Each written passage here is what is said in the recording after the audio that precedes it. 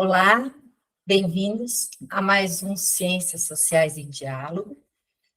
Hoje temos o prazer aqui de receber conosco o professor Gustavo Mina, que é da Universidade de Leuven, UCA Leuven, agora, e na Bélgica, e ele é pesquisador do Centro de Estudos de Governança Global, é um especialista sobre política externa brasileira, relações Brasil-União Europeia, América Latina, União Europeia, também sobre a União Europeia.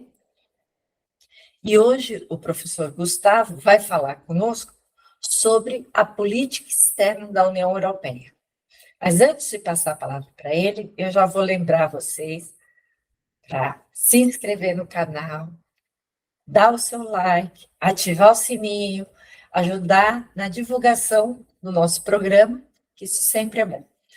E, então, sim, agora, agradecer ao Gustavo por estar aqui conosco e por nos brindar, né, hoje com a sua fala e sua participação, que é um prazer aqui te receber. O prazer é meu, Karina, e obrigado pelo convite. É sempre um prazer interagir com as universidades de fora da Europa, principalmente trazendo um pouco do conhecimento que a gente acumula na Europa, né, dentro da União Europeia, e a nossa agenda de pesquisa a respeito da interação da Europa com o restante do mundo está crescendo cada vez mais, inclusive porque os desafios a nível global são cada vez maiores e necessitam, ao meu ver, de uma instituição como a União Europeia cada vez mais engajada em ajudar a resolver esses desafios. Então, a minha fala vai nessa direção, tentar explorar um pouco a maneira de como a União Europeia está estruturada institucionalmente para realizar a sua política externa, ou seja, para realizar a sua interação com o restante do mundo. Inclusive, a gente pode até conversar depois, particularmente as relações com a América Latina e com o Brasil, mas também como a União Europeia responde aos desafios mais imediatos na sua vizinhança sul, que inclui, obviamente, o norte da África e o Oriente Médio. A gente fala bastante hoje em dia do conflito no Oriente Médio, que começou há algumas semanas, mas também como ela responde aos conflitos e às crises na sua vizinhança leste, que aí vai incluir, inclusive, a invasão da Rússia à Ucrânia. Mas antes disso, acho que é importante a gente estar um pouco atualizado de onde vem a política externa da União Europeia, qual o propósito e quais são os principais desafios. E aí acho que a gente pode ir um pouco nos conceitos e nas crises mais atuais. E essa perspectiva de interação da União Europeia com o restante do mundo, ela já estava prevista originalmente claro, no Tratado de Roma, que data já para o começo para metade do século XX, 1957 em particular. Naquela época, a maior parte da interação da União Europeia com o restante do mundo se daria por tratado de comércio, que é o que a gente aqui no Brasil está mais acostumado a falar quando se trata das relações entre Brasil e União Europeia, por exemplo, com as dificuldades, mas também o potencial do acordo entre a União Europeia e o Mercosul, do qual o Brasil faz parte. Mas uma política externa propriamente dita, de um bloco regional, que é a União Europeia, ela começa a evoluir apenas nos anos 70, como resposta a crises e a eventos internacionais à época. Vale lembrar que nos anos 70 a gente estava vivendo, no caso, não a gente, mas o pessoal na época estava vivendo a Guerra Fria e os países europeus à época, que faziam parte da União Europeia, a gente estava falando de mais ou menos 9 e 12 países à época, nos anos 70, eles sentiram a necessidade de coordenar a sua reação, a sua política externa, em resposta aos grandes eventos do momento. Então, a ideia era que uma reação conjunta seria mais eficaz e mais eficiente do que uma reação divergente de cada país por si. E a partir desse momento, então, que a União Europeia, na época chamada Comunidade Europeia, começa a criar estruturas institucionais que favorizam essa coordenação, ou seja, coordenação do ponto de vista mais simples possível. Botar numa mesma sala ministros de relações exteriores dos países europeus à época para que eles possam conversar e dizer, olha, a minha posição sobre esse conflito é tal, é X, a posição do meu vizinho é Y, como é que a gente pode chegar num acordo comum e ter uma posição comum. A partir dali, a gente tem um processo de institucionalização mais forte da comunidade europeia. A gente vai ter o surgimento da União Europeia no início dos anos 90, propriamente dita, e é ali que a gente vai encontrar a origem do que a gente chama hoje de política comum, de política externa comum. Isso data, então, do início dos anos 90, e é um processo que vai levar já no final dos anos 90, a União Europeia tem uma capacidade não apenas de ter uma política externa coordenada, mas também de realizar missões, tanto civil quanto militares, para ajudar nos processos de paz em zonas de conflito. A gente vai ver isso com bastante intensidade nas áreas que são vizinhas ao território europeu, mais uma vez na África, tanto a África do Norte como a África subsaariana, em particular o território de Sahel, e também mais na área que a gente chama o sudeste da Europa, que à época não fazia parte da União Europeia, a gente está falando aqui dos anos 90, mas estava passando por um processo de fragmentação bastante importante, em particular a antiga Iugoslávia. Então, a União Europeia, os países membros da época, se deparam com uma crise bastante profunda no próprio território europeu, e aquilo vai motivar os diversos líderes da Europa naquele momento a criar estruturas para que eles possam responder, não apenas diplomaticamente, mas também com o que a gente diria se tratar hoje de missões militares. E com o tempo, então, a União Europeia vai criar tanto missões civis como militares de controle e resposta a conflitos em 3 continentes. Na Europa, na região dos Balcãs, na África, mas também na Ásia, quando a gente começa a incluir também contextos do Afeganistão e do Iraque na Ásia, mais que se refere ao Oriente Médio e Oriente mais próximo. E é com essa institucionalização que a gente começa a perceber, então, no âmbito da União Europeia, diversos desafios com os quais ela ainda se confronta atualmente. Né? A gente tem um projeto de pesquisa a nível europeu, que inclui diversos parceiros na Europa, são mais de 10 universidades e alguns think tanks que atualmente se juntaram dentro do projeto chamado Engage. É um projeto financiado pela União Europeia propriamente, cujo objetivo principal é exatamente identificar esses desafios e encontrar soluções ou recomendações para futuras reformas da política externa da União Europeia. E aqui a identificação dos problemas, ela aponta para uma variedade de problemas que a União Europeia enfrenta atualmente e que muitos têm a ver com a dificuldade do contexto global atual.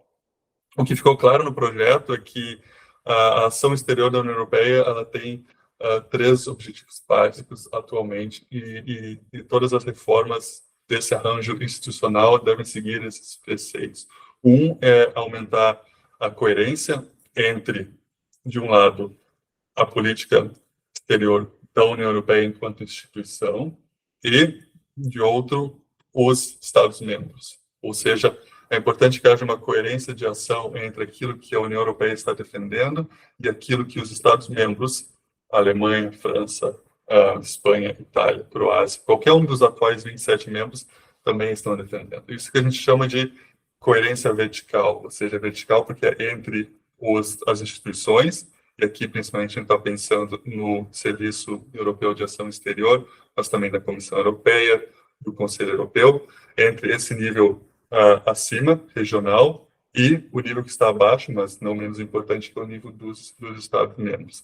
E vale lembrar que os Estados-membros, eles ainda são autônomos e soberanos quando se trata da sua política externa. Nesse caso, não é diferente do Brasil. A França, a Alemanha e todos os outros demais países da União Europeia têm uma autonomia, tanto do ponto de vista da política externa, como também da política de segurança e de defesa. Então, é importante que, nessa tentativa de harmonizar essas políticas, haja uma coerência vertical. O segundo desafio de coerência é exatamente o que a gente chama de coerência horizontal.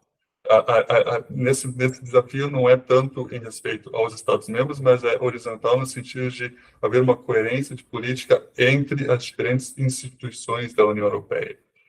Para dar um exemplo claro, a Comissão Europeia ela é responsável por políticas de desenvolvimento e políticas comerciais. Ambas têm um efeito externo evidente. Afinal de contas, políticas comerciais são relativas aos acordos de comércio que a União Europeia realiza com o que a gente chama de países terceiros, países não membros da União. E política de desenvolvimento é, obviamente, a política pela qual a União Europeia ajuda países e regiões em desenvolvimento com projetos estruturais, sejam eles empréstimos ou financiamento e ajuda para desenvolvimento em dinheiro ou em termos de conhecimento e expertise.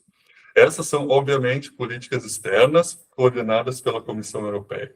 A Comissão Europeia é responsável por elas. Por outro lado, quando se trata de missões militares e missões civis, ou seja, de fato, enviar soldados para um contexto externo à União Europeia para pacificar ou ajudar no processo de resolução de conflitos, essas ações são de responsabilidade do Conselho da União Europeia.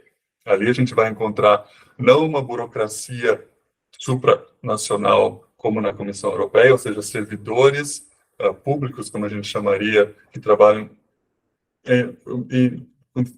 pelo interesse da própria União Europeia e são responsáveis por comércio e desenvolvimento, mas no âmbito do Conselho a gente vai encontrar representantes dos Estados-membros, ou seja, nenhum Estado-membro é obrigado a enviar seus soldados ao contexto de conflito se eles não estiverem de acordo, né? Então, aí, como uma instituição é responsável por uma dimensão importante da política externa, comércio ou desenvolvimento, e uma outra instituição é responsável por políticas de controle, prevenção e resolução de conflitos, a gente cria uma potencial divergência, uma potencial incoerência. E essa seria uma coerência ou incoerência que a gente chama de horizontal, ou seja, entre as instituições. Obviamente, a gente parte do pressuposto que incoerências criam problemas de eficácia. Quando uma instituição diz uma coisa e levanta políticas externas num sentido e um outro ator as políticas externas em outro sentido, obviamente aquele país que está recebendo aquelas políticas e está atualmente no cenário de conflito ou de crise não vai entender muito o que está vindo na sua direção, atores locais vão ficar um pouco perdidos e não vão saber como reagir, e isso, obviamente, é um problema de eficácia, que é o que a gente identificou no nosso projeto Engage como sendo o segundo desafio, né? Não somente aumentar a coerência horizontal e vertical, mas aumentar a eficácia do papel da União Europeia em resolver os desafios globais. E o terceiro ponto que deve ser enfatizado é a necessidade de maior sustentabilidade das ações da União Europeia. E aqui eu me refiro à sustentabilidade não do ponto de vista que a gente está acostumado em termos ambientais, embora, claro, isso deva ser levado em conta, mas uma sustentabilidade ao longo do tempo, ou seja, a política que a União Europeia está desenvolvendo em países terceiros, em regiões como o Norte da África, América Latina, Sudeste Asiático, é importante que ela seja capaz de se sustentar ao longo do tempo, né? Que países que estão do outro lado dessa relação possam prever com alguma certeza as ações da União Europeia no futuro. E são três objetivos chaves de uma política externa, que alguns deles são relativos à própria natureza da União Europeia enquanto organização supranacional, e aqui me refiro à coerência, né, vertical e horizontal. É um desafio que Estado-nação não tem, né, não tem a priori, porque, afinal de contas, num Estado-nação, normalmente a gente centraliza a política externa ao redor do chefe de Estado, de governo e dos ministérios. Então, é um problema único a uma organização supranacional como a União Europeia. E, claro, os outros dois desafios de eficácia e de sustentabilidade são, de uma certa maneira, compartilhados com os Estados-nação também. Então, analisando esses desafios, o que a gente faz no nosso projeto Engage lá com vários parceiros, é tentar entender um pouco qual é o contexto global no qual a União Europeia se insere hoje e o que ela pode fazer de uma maneira mais coerente e eficaz para ajudar na resposta a esses desafios.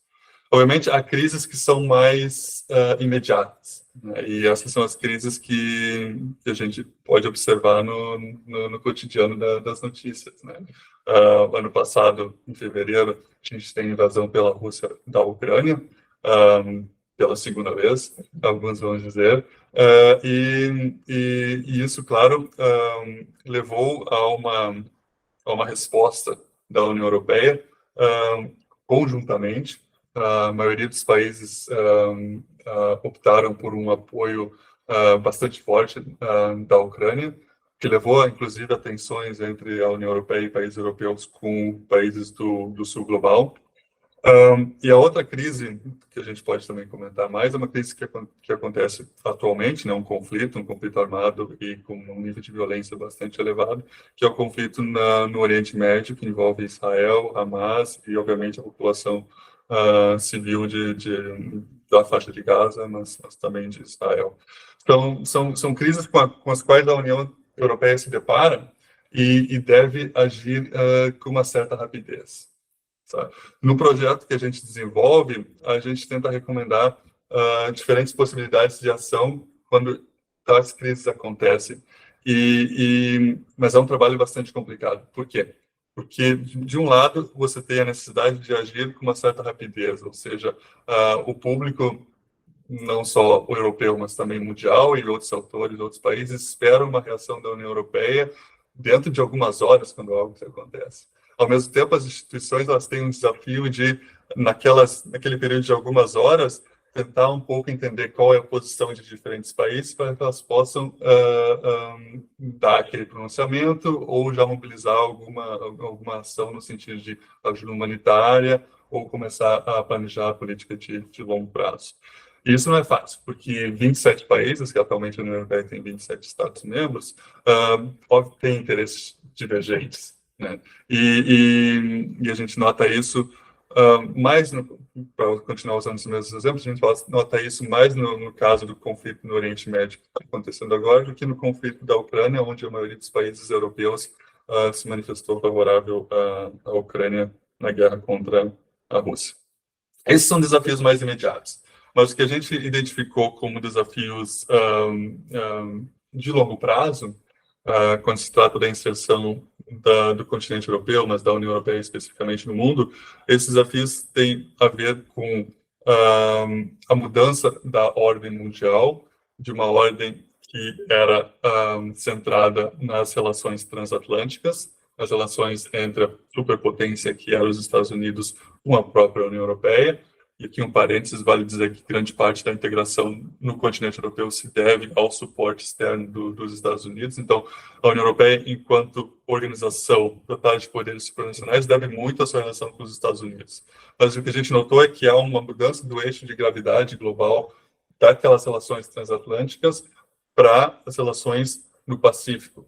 Então, a gente tem no longo prazo, na história de longo prazo, a gente tem uma mudança entre o Oceano Pacífico, o Atlântico para o Oceano Pacífico, o que, de uma certa maneira, bota a União Europeia e o continente europeu, estranhamente, na periferia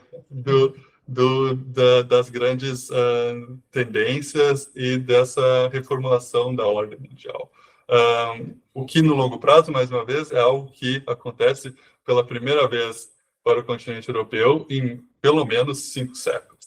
Então, esse é um desafio bastante importante, que é fundamentado, obviamente, pelo crescimento da China, pela ascensão da China enquanto potência rival aos Estados Unidos. A gente tem também outras tendências que a gente identificou no projeto como sendo tendências de longo prazo, podem intensificar crises e conflitos como aquele na Ucrânia e no Oriente Médio. E essas tendências são, por um lado, são 3. Uma é tendências de nível demográfico, né, que tem a ver com o crescimento ou a redução da população em diversos países e regiões. a União Europeia e o continente europeu são notadamente continentes de idade avançada, né, de baixa natalidade, de baixa reposição, e já países que enfrentam um declínio populacional. Enquanto isso, a vizinhança da União Europeia tem uma experiência completamente distinta, né? Quando a gente olha para a África subsaariana, é a região que mais cresce no mundo em termos de população. O que isso tem a ver com política externa? Tem a ver porque pressões demográficas, tanto do ponto de vista de declínio como crescimento, geram movimentos de imigração quando a gente conecta isso com o desenvolvimento econômico. Então, essa é uma tendência que impacta diretamente a política da União Europeia quando se trata de política migratória.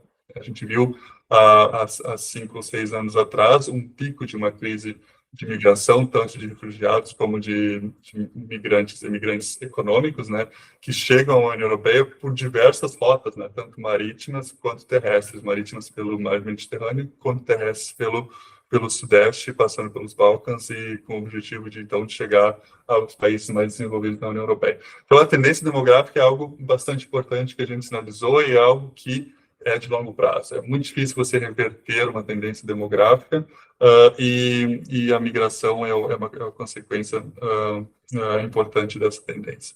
A segunda identificada é as múltiplas revoluções tecnológicas, né? Tanto do ponto de vista da inteligência artificial, que é algo que se comenta bastante e uma tendência basicamente irreversível, né? Que tem reverberações do ponto de vista geoeconômico. Há uma necessidade da União Europeia e dos países europeus se colocarem mais uma vez na ponta do desenvolvimento tecnológico, se a intenção é manter o continente europeu num nível de desenvolvimento importante, ou seja, também atender as necessidades econômicas da sua população. E a gente passa por uma transição tecnológica na qual não é garantido que nenhuma região do mundo vai conseguir manter ou se desenvolver nessa próxima fronteira. Então, um desses desdobramentos das revoluções tecnológicas é exatamente tentar se manter economicamente entre os mais avançados, mas também isso tem consequências do ponto de vista de segurança, né? Porque há uma sinergia entre desenvolvimento tecnológico para a economia e desenvolvimento tecnológico do ponto de vista de geopolítica, segurança e defesa. Isso ficou evidente, mais uma vez, no conflito com a Ucrânia, onde grande parte da ajuda em termos militares para a Ucrânia não vem da União Europeia, mas vem dos Estados Unidos e do Reino Unido, que já não é mais um membro, e esses países detêm bastante tecnologia militar e muitas vezes eles demoram um tempo considerável para autorizar a transferência de tecnologia. Então, isso conecta, por exemplo, com a questão que a gente chama de autonomia estratégica da União Europeia, essa necessidade do continente de agir de uma maneira autônoma, sem depender de parceiros como os Estados Unidos e o Reino Unido, quando se trata de depender de interesses fundamentais, porque, afinal de contas, a Ucrânia é um vizinho da União Europeia e necessitava de ajuda. Uma terceira e última tendência que a gente identificou, então, são, primeiramente, tendências demográficas, segundo tendências de cunho tecnológico, e, por fim, obviamente, tendências de mudança climática e meio ambiente, ou seja, degradação do meio ambiente a nível global e mudanças climáticas a nível global. Isso é uma tendência que a maioria dos pesquisadores considera como irreversível. A gente fala de redução de danos, mais do que reversão da crise climática, e é algo que está sendo incorporado cada vez mais na tomada de decisões da política externa da União Europeia e dos seus países. Ou seja, há uma mudança climática e há mais degradação ambiental. Isso, muitas vezes, é a raiz de várias crises, raiz de conflitos, raiz está por detrás de movimentos migratórios, e é uma tendência que deve ser também controlada ou se deve responder a essa tendência da maneira mais coerente e eficaz possível. Então, esses são os desafios. Agora, o problema está exatamente em encontrar aquela coerência, aquela eficácia e aquela sustentabilidade para responder a esses desafios que vêm de tendências que são de longo prazo. A gente não consegue revertê-las, né? Não há reversão de tendências demográficas no curto prazo, não há reversão de tendências tecnológicas, porque, afinal de contas, há uma competição de tecnologia. Quem chega primeiro na questão da inteligência artificial, quem chega primeiro na questão de baterias elétricas e tudo mais. E também não há reversão do ponto de vista ambiental, apenas uma mitigação dos danos. E aí o problema vem, obviamente, como a política externa da União Europeia está estruturada. E aqui eu vou gastar apenas 2 minutos para explicar um pouco como que se toma decisões de política externa na União Europeia. Quando se trata de comércio e de desenvolvimento, a questão é um pouco mais fácil, entre aspas. Quem toma a decisão de comércio, negociar os acordos, assinar os acordos, é basicamente aquela burocracia suprarregional que a gente chama de Comissão Europeia. E é também a Comissão Europeia que é responsável pelas políticas de desenvolvimento quando se trata do nível europeu. Países ainda fazem as suas políticas de desenvolvimento, mas são encorajados a mudar para a União Europeia e a Comissão encarregada disso. Mas quando se trata de decidir quem vai, onde a União Europeia vai intervir com missões militares ou civis, ou quando se trata de, por exemplo, responder à invasão da Ucrânia pela Rússia com sanções, essas sanções, elas normalmente devem ser aprovadas por consenso. Ou seja, os 27 membros da União Europeia reunidos no Conselho da União Europeia, representados ali por seus ministros de Relações Exteriores, devem ou votar a favor ou se abster. Votos contrários nesse tipo de decisão normalmente levam a política pública a não ser implementada, aquela política de ação exterior não ser implementada. Esse é uma das grandes questões da ação exterior da União Europeia. Manter a atual forma de tomada de decisão baseada em consenso ou mudar parte dessa decisão para o que a gente chama de decisão por maioria. Ou seja, se 20 países votam a favor e 7 votam contra, bom, aqueles 20 países são a maioria, e a resolução ou a determinada ação passa e vai ser implementada.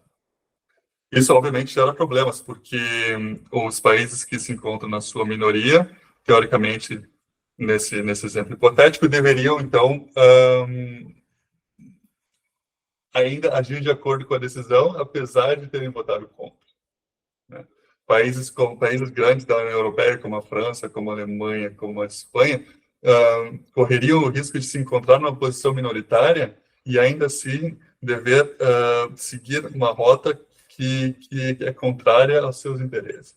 Isso vai ser um problema com relação à sua soberania, né? A gente sabe que todos os países basicamente gostam de manter uma soberania quando se trata da tomada de decisão da sua política externa, né? Que muitas vezes é concentrada em um pequeno grupo de indivíduos. Ao mesmo tempo, se não há essa mudança de tomar decisão de consenso para a decisão majoritária, a gente vai continuar, ao nível europeu, a se debater com esse problema da eficácia, da resposta rápida, que muitas vezes é necessária, e da coerência também. Então, a gente ainda vai correr o risco de ficar com situações onde há um claro interesse europeu de seguir uma rota, ou seja, por exemplo, sanções contra a Rússia, mas países individuais, apenas um país é capaz de atrasar esse processo, como foi o caso da Hungria quando se tratou dessas sanções. Então, a partir da identificação desses diversos problemas institucionais e dos desafios e das tendências globais, a gente chega a um processo onde é claramente necessária uma certa reforma, mas a reforma ela ainda não foi negociada. O que se debate atualmente no continente europeu é que a incorporação ou o acréscimo de membros na União Europeia, que a gente está pensando principalmente em membros nos Balcãs, Sérvia, Montenegro, mas também membros como a Ucrânia, que agora se abriu a porta para uma futura, talvez um pouco longínqua ainda, participação da Ucrânia na União Europeia. Esse processo de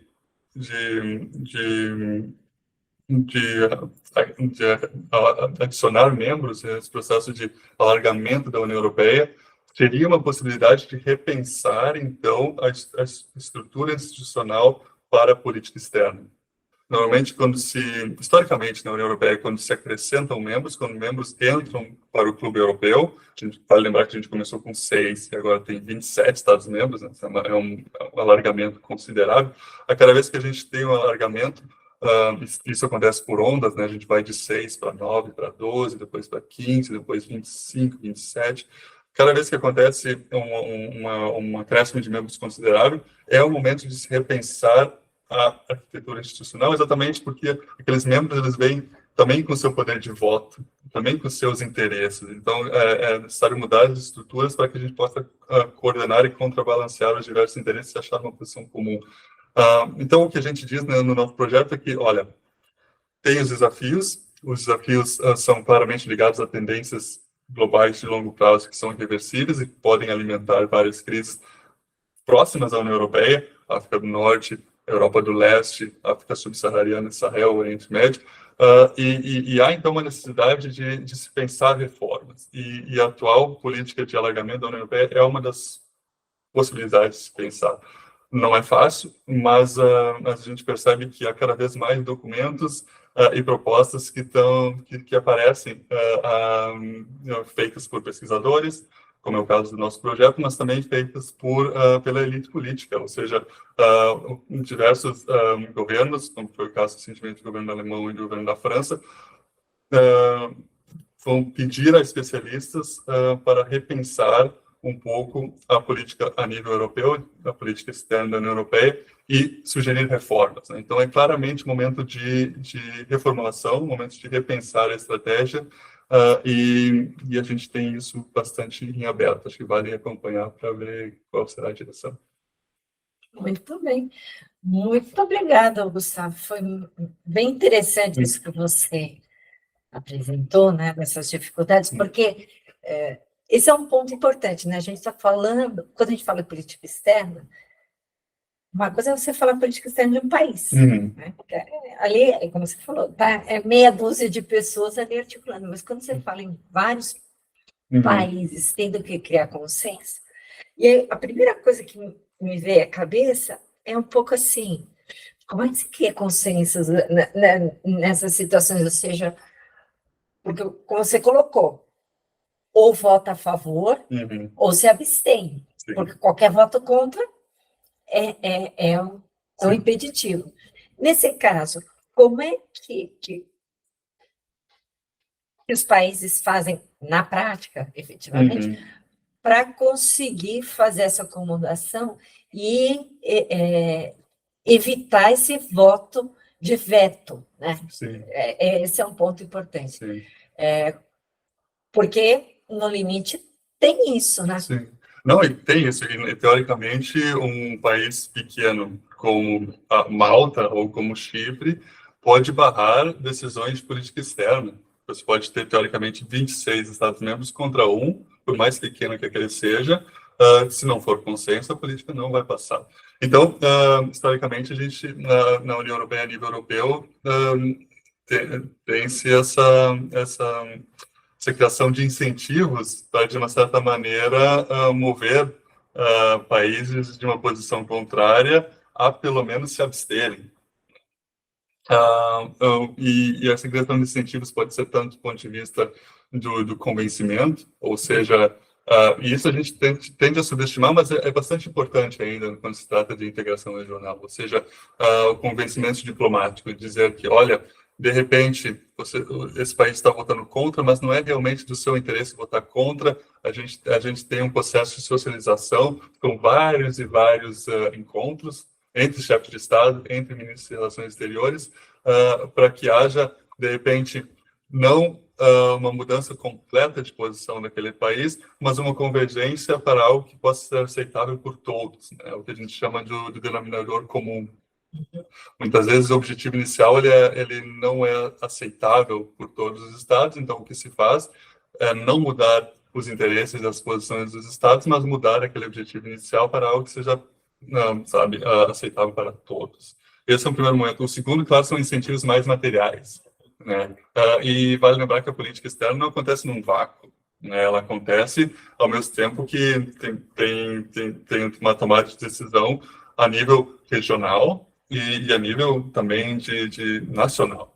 Políticas nacionais e regionais acontecem ao mesmo tempo em que estados estão resolvendo e respondendo a crises, né? Acho que o exemplo mais evidente é o caso, mais uma vez, da Hungria, retardando a reação e as sanções contra a Rússia depois da invasão russa da Ucrânia.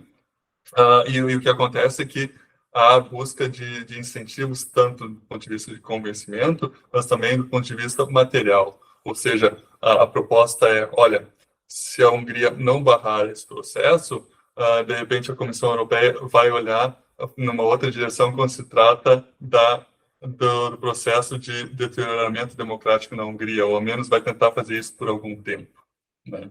Vai desconsiderar no futuro próximo. Ou algo que pode acontecer também é liberar o que a gente chama de fundos estruturais da União Europeia, que é basicamente uma ajuda de desenvolvimento da União Europeia para os seus próprios países membros, né? Todos os países da União Europeia contribuem para o orçamento comum europeu e esse orçamento, esse dinheiro é distribuído para países de acordo com as suas necessidades. Agora, se países como a Hungria têm problemas a nível democrático, essa transferência de fundos ela pode ser barrada, né? Então, é uma moeda de troca, né? A gente vai dizer, olha, de repente você não vota contra essa proposição de política externa e a gente vai liberar aqueles fundos estruturais, apesar do seu país estar passando por um problema mais delicado do ponto de vista democrático, né? Então, são incentivos mais transacionais, né? Porque a política externa ocorre ao mesmo tempo que a política regional e doméstica.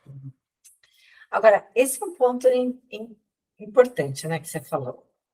Acomoda internamente, mas eu acho que hoje a União Europeia ela tem um grande desafio, que é encontrar o seu lugar no mundo. Você bem falou, ó, o poder está se deslocando para a Ásia e pela primeira vez a União Europeia se sente fora desse eixo, né? Porque que está se dando ali no Pacífico, e não mais no Atlântico. Nesse sentido, a minha pergunta é o seguinte: a gente percebe um esforço da União Europeia em se colocar como protagonista desse novo ordenamento internacional, né? Então, na parte, por exemplo, regulação da internet, tal. Ela foi lá e fez uma regulamentação sobre as big techs, tal. Na parte ambiental, está tentando colocar como parâmetro, né? E, de uma certa forma, aí entra um pouco a situação aqui conosco, né? Impondo o seu padrão para os seus parceiros. Que eu perguntaria o seguinte: em que medida ela consegue fazer isso, ou ela pode fazer isso, sem cair no que estão chamando de neocolonialismo? Ou seja, porque ela acaba impondo o seu padrão para os outros, né? Então, como fazer isso, né? Como encontrar o seu lugar no mundo sem ser acusada de neocolonialismo, neoimperialismo ou neo alguma coisa? De fato, é um problema que a gente identificou no projeto, porque ao mesmo tempo que há um deslocamento dos centros de poderes para o Pacífico, e a União Europeia acaba se encontrando numa zona mais periférica, não diria totalmente periférica, mas mais periférica do que antes, ela ainda tem um legado colonial importantíssimo, né? E do ponto de vista da América Latina, da África, do Sudeste Asiático, seja a União Europeia, Europa ou países europeus, tudo cai numa mesma caixa e a União Europeia e os países eles têm que responder a esse legado. Então, estruturalmente, é uma posição bastante delicada, porque a União Europeia perde poder relativo a outros centros de poder, mas, ao mesmo tempo, ela tem um legado histórico para o qual ela deve responder.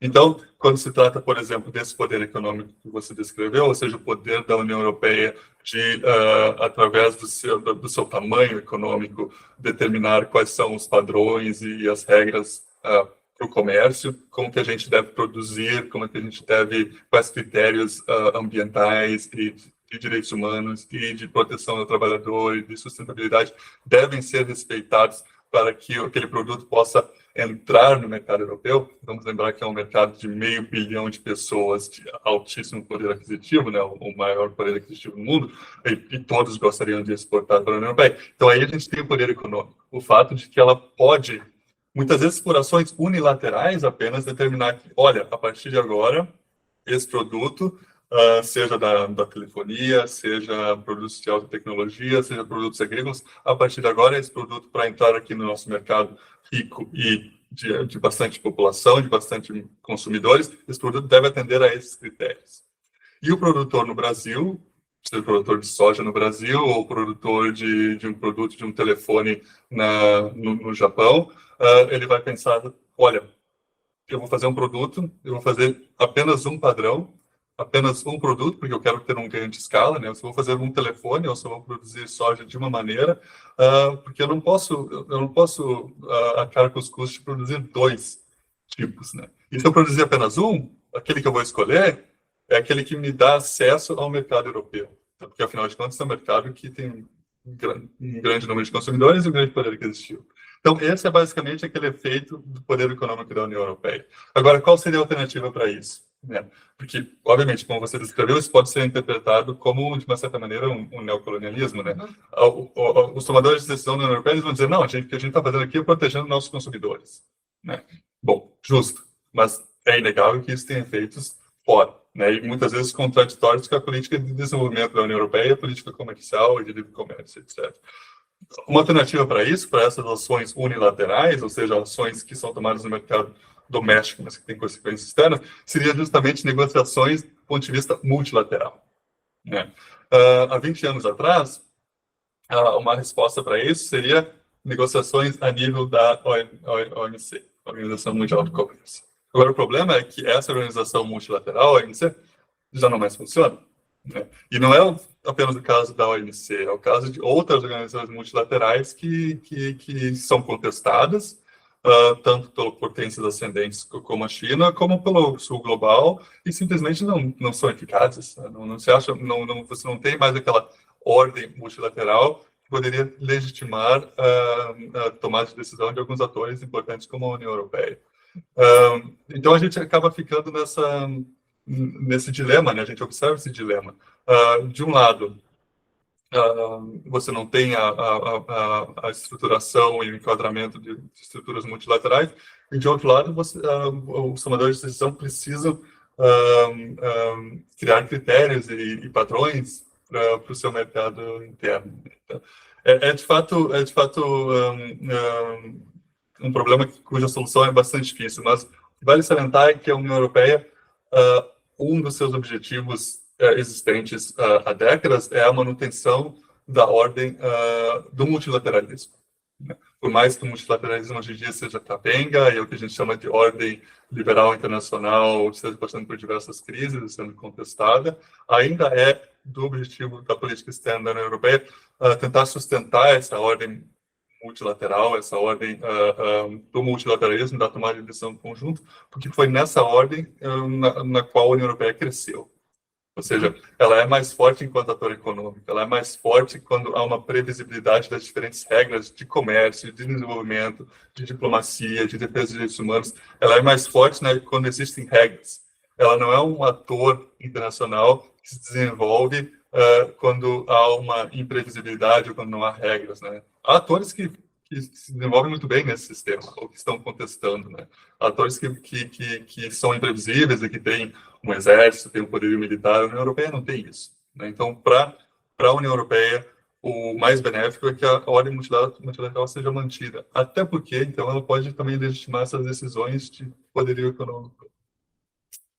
Mas aí ela joga numa situação bastante complicada, né? Porque você tem, ao mesmo tempo que você tem a União Europeia trilhando esse caminho, isso acaba levando a uma certa dificuldade de concretizar esses passos, né? Que é o que a gente vê no caso do acordo com o Mercosul, que vem se arrastando há mais de 2 décadas, né? E toda vez que a gente acha que, bom, agora vai sair, aparece alguma coisa, né? E nesse caso agora, esse acréscimo que a União Europeia colocou, né, de regras.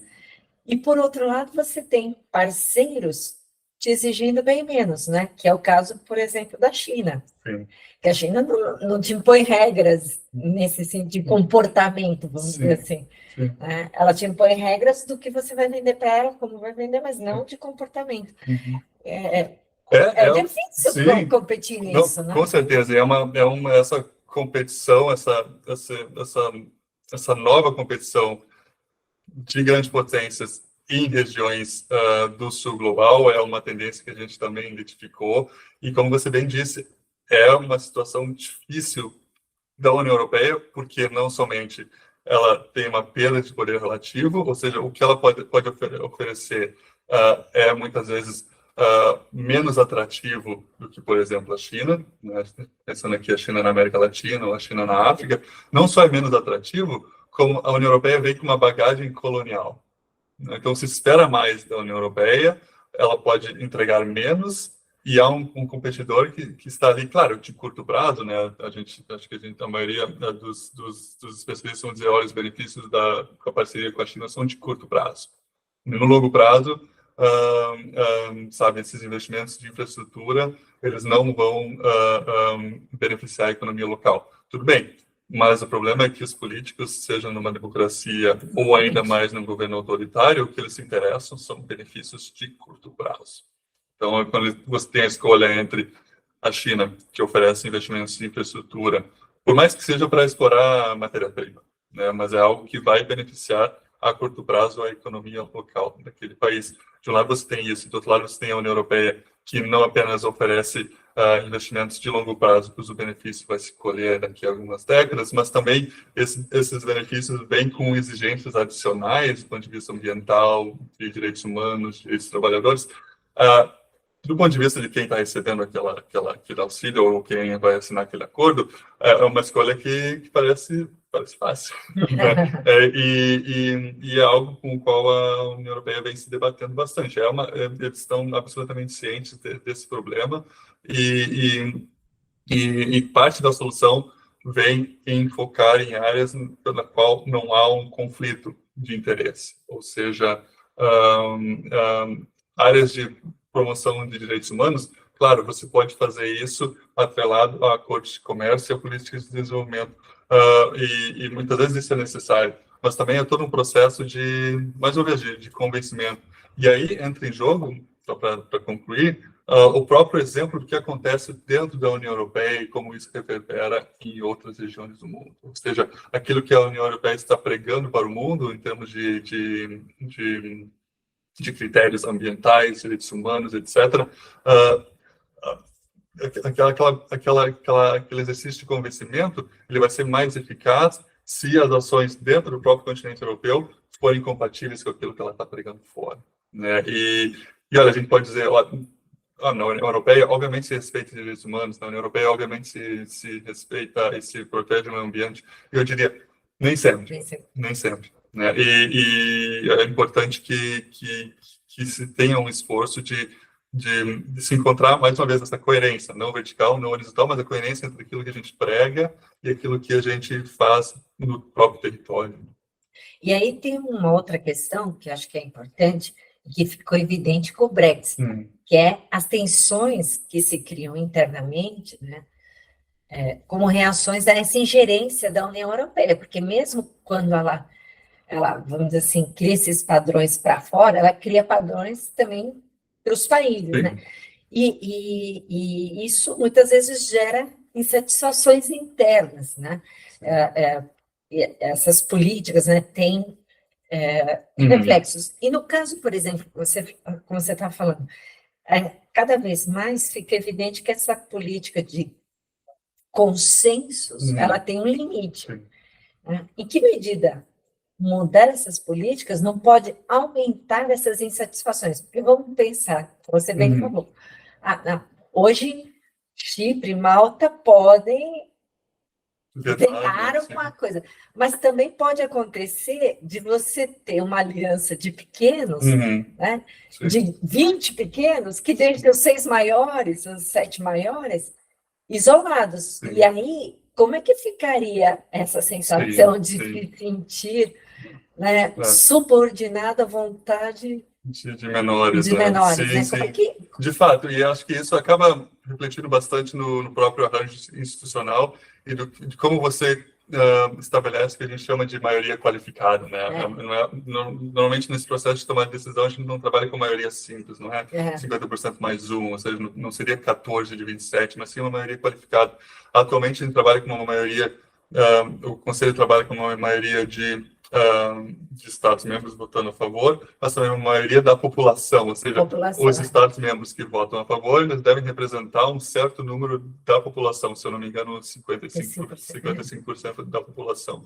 Então, só nisso você já mais ou menos impede o cenário que você descreveu hipoteticamente, daqueles 20 países pequenos contra 7 países grandes, porque os 7 países grandes, eles detêm bastante a população. 60%. Sim.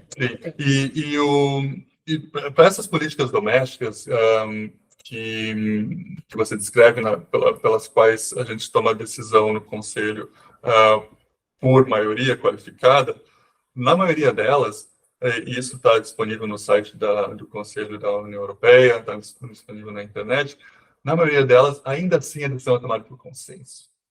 Por quê? Porque esses são processos de negociação de vários anos. E a partir do momento que um país se dá conta de que ele corre o risco de se encontrar na posição minoritária, o interesse é ir para a mesa de negociação, né? Porque não tem o pior resultado para aquele país é não participar das negociações, votar contra e ainda assim ter que seguir aquela política que foi definida. Então, a mudança de consenso para a decisão majoritária, ela cria incentivos, até um pouco ironicamente, né, para que haja mais negociação. Na verdade, todo o processo da União Europeia é um grande aprendizado, né, de negociação. O que a gente vê, e o que parece é que, com o alargamento, esse processo se intensifica, ou seja, aprender a fazer essas acomodações, né, que é interessante. No caso da América Latina, da América do Sul, principalmente, a gente não consegue fazer esse aprendizado, porque você vai, de uma certa forma, negligenciando o processo, e como não tem muitas amarras, você pode, vamos dizer assim, não se forçar a negociar, né? Sim. Não, acho que é o que você escreveu. A questão são as amarras institucionais, mas também as amarras práticas, né, que a gente chama de interdependência, né? E o processo de integração na União Europeia, desde os anos 50, criou interdependências que são largamente relacionadas às instituições e à evolução daquele processo de integração, né? Ou seja, você tem maior comércio porque você facilitou o comércio através de instituições, né? E ficou claro o quão difícil é se desfazer dessas amarras, exatamente no exemplo que você citou antes, que é o Brexit, né? Aquele custo de saída para o Reino Unido só foi possível porque, bom, a gente teve um referendo, e aquele referendo meio que politicamente obrigou os políticos a seguir o resultado, né? Se não fosse um referendo, nenhum político atualmente pode conceber sair de um tal mercado comum, porque são anos de aprendizado, são anos de participação em interdependências econômicas. Se a gente compara isso com a América Latina, esse custo de saída de projetos de integração é praticamente inexistente, né? Porque você não tem interdependências nem econômicas, nem políticas, nem institucionais. Claro que é um pouco a questão do ovo e da galinha, né? O que vem primeiro? A criação das instituições ou a criação das interdependências, né? Eu acho que é um pouco dos dois, mas no caso europeu, obviamente, a criação de interdependências concretas, práticas e de instituições vão de mãos atadas, né? E muitas vezes a reformulação de instituições, ela é feita, a reforma, nas instituições, ela é feita para acomodar mudanças do ponto de vista do prático da economia, da política, crise de política externa, que cria uma necessidade de repensar como a integração é feita a nível regional. Política externa é um exemplo clássico disso, né? Você tem uma crise na Iugoslávia, é difícil achar uma posição comum, então a gente vai criar estruturas de política externa comum. Você tem agora um problema, uma crise na Ucrânia, a Rússia invade a Ucrânia, e a União Europeia, obviamente, não tem um exército para responder. Então, o que ela vai fazer? Ela vai começar a investir mais dinheiro em pesquisa de armamentos, em pesquisa da indústria bélica, e para isso, para ter mais dinheiro, ela vai criar mecanismos pelo qual a Comissão Europeia pode pegar emprestado dinheiro no mercado financeiro.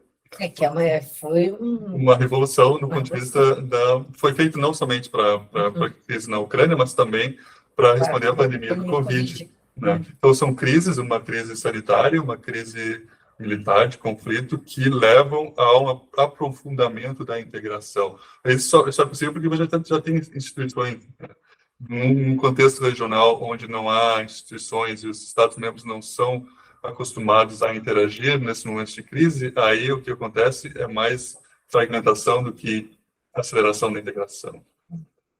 Não, eu acho que o caso europeu ele é muito interessante por causa disso, né? Porque é uma experiência única de você pegar estados consolidados que vão abrir mão de sua parcela de sua soberania, né, em nome de uma terceira instituição e cada vez mais se amarrando nela, né? Ou seja, isso é muito interessante. Sim. Não, e não somente também desse ponto de vista, é um regionalismo que funcionou, né? Ou seja, eu pergunto muitas vezes para os meus alunos, olha, me achem um outro exemplo de dois países, França e Alemanha, que tinham relações tão conflituais e agora uma guerra entre os dois é inconcebível, literalmente é aquilo, inconcebível, né?